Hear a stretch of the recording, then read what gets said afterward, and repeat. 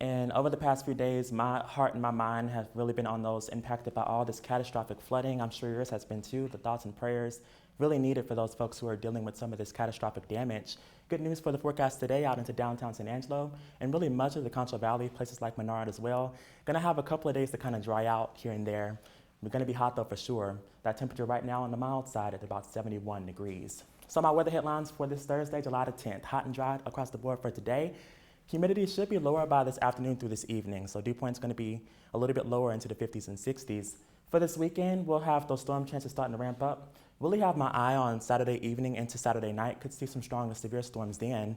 And as we look ahead into next week, those rain chances continue, and they start to diminish and kind of wind down as we go into the middle portion of next week. But right now, it's a quiet start across the board. Temperatures in the 60s and 70s, right around 74 degrees into Midland, 71 into Odessa, and about, say, 68 degrees into the Sterling City area.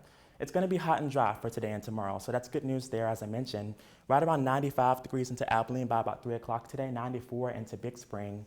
Could get close to 100 into places like Pecos and up towards Artesia for this afternoon. We'll cool off into some 70s and 60s for tonight like we have been the past few days, and back up into those 90s, and forecasting some triple digits up towards the Permian Basin and into the southeastern parts of New Mexico into Artesia as we go into Friday. But Saturday and Sunday will cool off a little bit as we have a bit of a pattern change. You can see here, low pressure kind of begins to slide across the central and northern parts of the country up towards Minneapolis.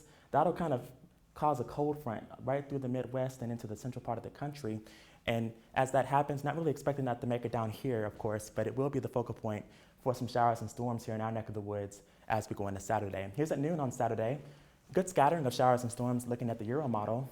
And then Saturday evening, could see a line of showers and storms. And if we see some Bowen echoes, could definitely see some damaging winds with that line if it moves through the area on Saturday evening. So be sure to stay tuned to the forecast as we go into the weekend. And same deal on Sunday, good shot for some more scattered showers and storms as we go into Sunday as well. But silver lining for today looking nice.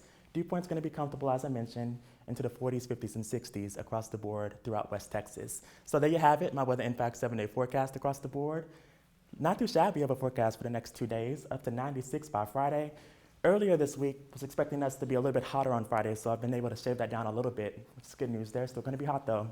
And we cool off for the weekend into next week with those rain chances before we dry out as we go into next Wednesday.